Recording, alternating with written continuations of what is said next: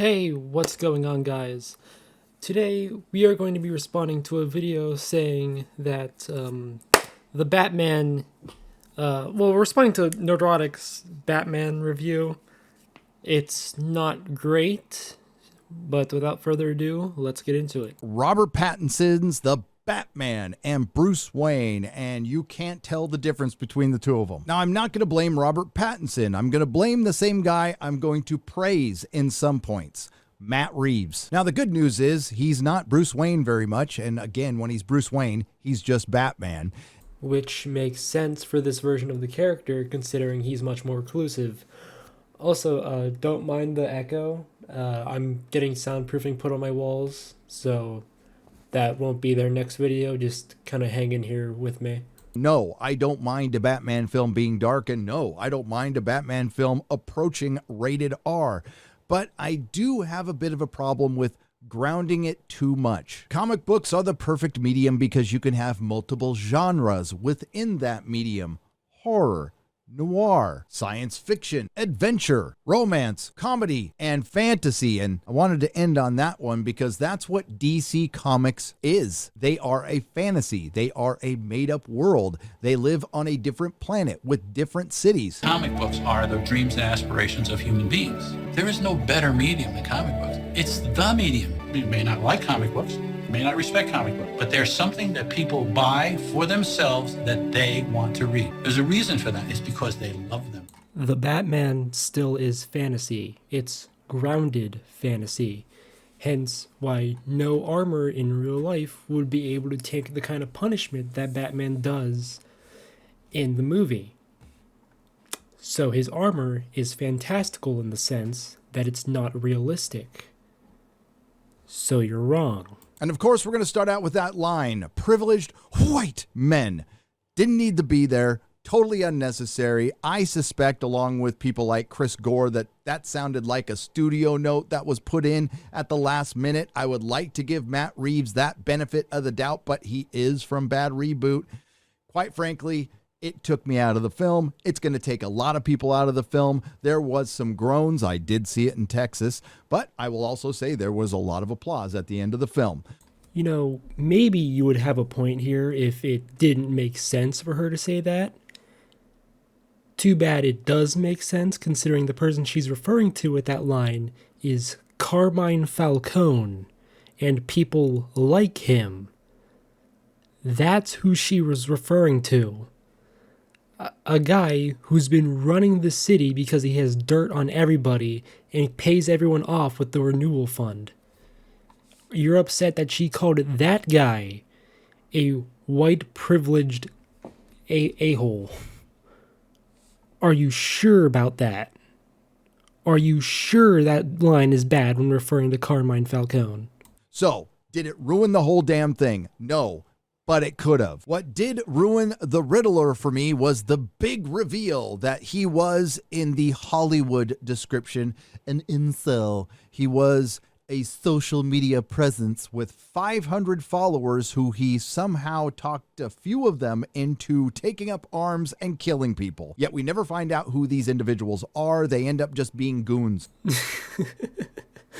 Okay, the irony of you referring to the Riddler as an incel for being a social media presence when you yourself are a social media presence via being a YouTuber is hilarious.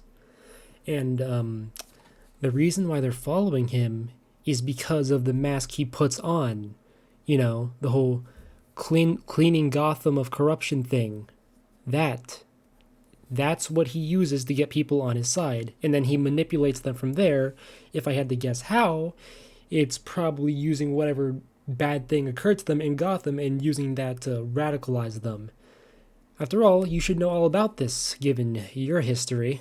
And the reason why we never hear anything about who these people are is because they're not important.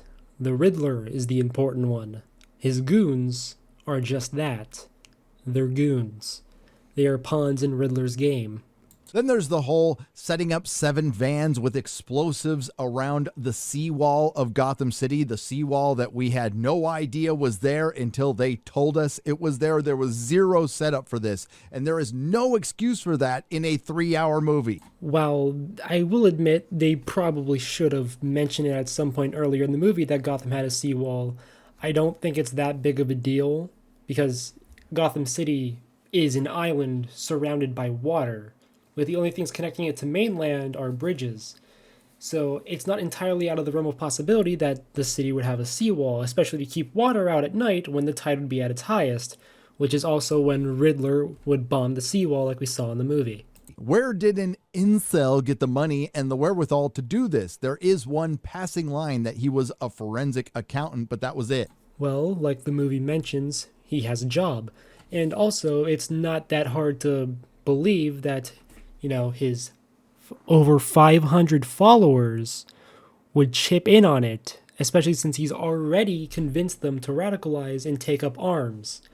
It's not that far-fetched to think that they would also chip in on the plan, since they believe what the Riddler is saying and are following him. Then there's the big changes to major characters' origins, including Catwoman, who ended up being the daughter of Carmine Falcone. Honestly, didn't have a problem with this one. I don't know how much actual impact it had on the entire film and the plot. It seemed more like a side story, but it was fine. All right, well, you clearly didn't read the comics, because in the comics, she's still Carmine Falcone's daughter.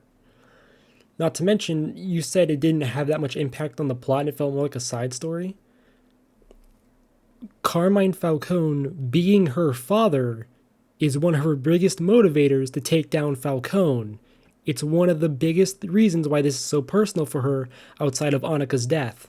Then there was the change to Batman's origin. Now, thankfully, they didn't show the Waynes being murdered again. Those poor Waynes have been murdered on film enough. The big changes were the Waynes were connected to the Arkhams. Martha Wayne ended up in Arkham Asylum, and to cover that up, Thomas Wayne went to Carmine Falcone, who ended up killing Thomas Elliot. There's your Hush reference. Now, of course, that doesn't stick. And in a very brief conversation, we find out that Thomas Wayne didn't want Carmine Falcone to kill him, just rough him up a little bit, which I still have a problem with. And we get all this information either through data dumps from the Riddler or Alfred telling a story, and it's all wrapped up a bit too quickly for me.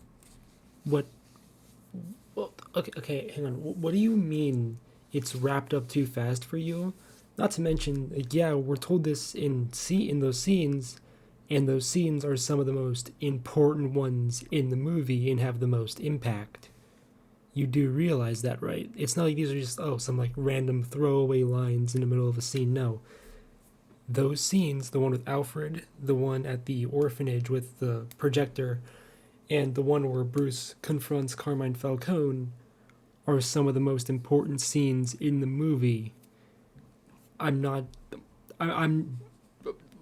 don't see why you have such a problem with this. Also, how is it wrapped up too quickly for you? Yet I do realize this is a Hollywood adaptation, and as far as a Hollywood adaptation goes, it's pretty good. I am unapologetically a comic book purist when it comes to certain characters like Spider-Man, Superman, and Batman. Not to say we haven't gotten some good Batmen. The only one I didn't like was Clooney, and as far as looks are concerned, I think the closest one we'll ever get was Ben Affleck. I would say The Batman is probably my 4th or 5th favorite Batman film, and I will say it does have potential, but I would like to end this video with a pitch for 10 years from now once this trilogy is done. The next time you roll out Batman, why don't you try a TV series? Why don't you give up on all the peripheral shit and just make a show about Batman? Saying you're a comic book purist when it comes to Batman is really funny, considering you didn't even know that Selina was the daughter of Carmine Falcone in the comics, which that's funny.